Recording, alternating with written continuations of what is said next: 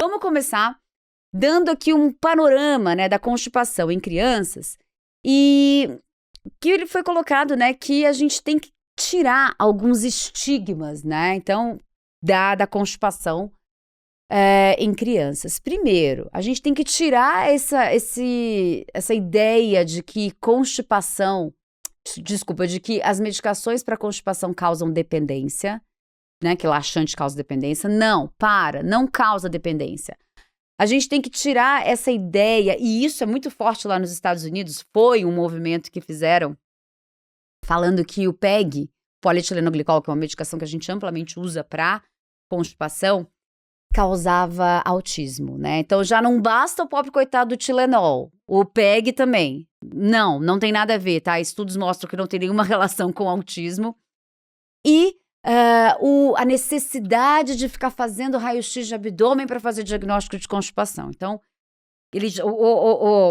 o professor dessa aula já chegou com 3 pés no peito, né? Não é para pensar nada disso. Então, são algumas mudanças, né, que a gente tem que pensar na cabeça, especialmente pediatra geral, que as famílias trazem esses medos, né? Ai, vai deixar um remédio que vai viciar meu filho. Ele só vai fazer cocô se ele usar essa medicação? Não, gente, não tem nada disso, tá? Então, a gente tem que pensar justamente o contrário, que a constipação, ela deve ser tratada o quanto antes. E sim, eu vou usar medicamentos para resolver meu problema, porque isso é uma bola de neve. Se essa criança não é tratada cedo, lá no futuro, quem vai colher, quem vai, né, pegar essa criança toda com dificuldades, com traumas psicológicos, etc., somos nós, gastroenterologistas. Então, o pediatra geral que tem que cuidar direitinho disso daí.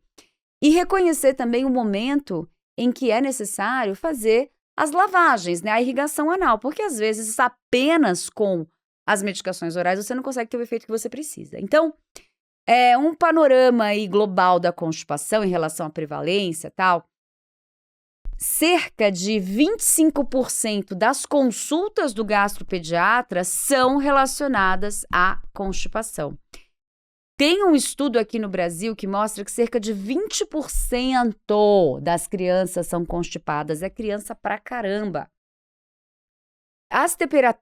Os tratamentos, eles são eficazes, mas a eficácia real do tratamento vai depender da adesão. E não só da adesão, da colaboração da criança em fazer a lição de casa que ela tem que fazer para evacuar de maneira correta. E o que a gente observa é que cerca de 40% das crianças têm falha no tratamento e ficam com sintomas crônicos de constipação.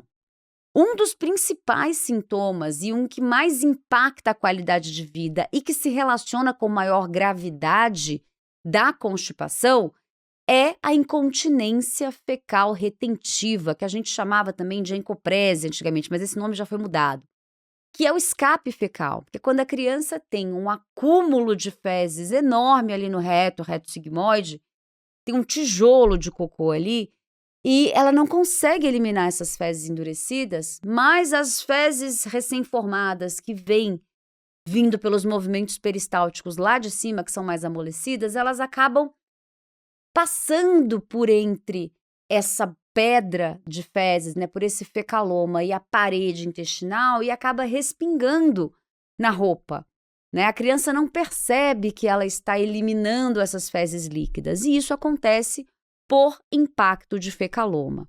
Uma coisa importante que foi mostrada nessa aula é que, assim, a gente, para fazer diagnóstico de constipação, a gente vai usar os critérios de Roma 4. Em 2026, talvez saia os critérios de Roma 5, né? A gente está ansioso por esses critérios de Roma 5. Mas ainda utilizamos os critérios de Roma 4 para fazer o diagnóstico de constipação, que eu já vou falar para vocês quais são. Mas é muito importante que a criança olhe a escala de fezes de Bristol, vocês devem já ter visto isso em vários lugares, que é uma escala de fezes onde a criança observa qual que é o tipo de cocô que ela elimina. E isso nos ajuda a entender se essas fezes são mais endurecidas, se são mais dolorosas, se elas estão mais tempo dentro daquele intestino. Então, existe uma escala de fezes de Bristol modificada para pediatria, que vai até 5, e cerca de 80% das crianças entre 6 e 8 anos de idade são plenamente capazes de identificar o aspecto das suas fezes na escala de Bristol, tá? Então, é para a gente usar isso mesmo no nosso consultório. Mas para fazer o diagnóstico, a gente não usa a escala de Bristol, a gente vai usar os critérios de Roma 4, que são os seguintes. Para falar que a gente tem um paciente com constipação, eu preciso que, por pelo menos um mês, a minha criança tenha apresentado pelo menos dois dos seguintes: 2 ou menos evacuações por semana, uma história de retenção excessiva de fezes, que é aquela criança que tem o comportamento retentivo, que fica fazendo a dancinha do cocô. Ela se segura, ela espreme o bumbum, ela se esconde atrás do sofá, ela faz de tudo para não evacuar quando vem à vontade. Então, seguindo, histórico de evacuações dolorosas ou movimentos peristálticos dolorosos, história de fezes com grande calibre que chegam a entupir o vaso sanitário, presença de grande massa endurecida no reto, que é encontrada através de toque retal. Pelo menos um episódio de incontinência fecal por semana nas crianças que não estão mais no vaso, né, que já desfraldaram.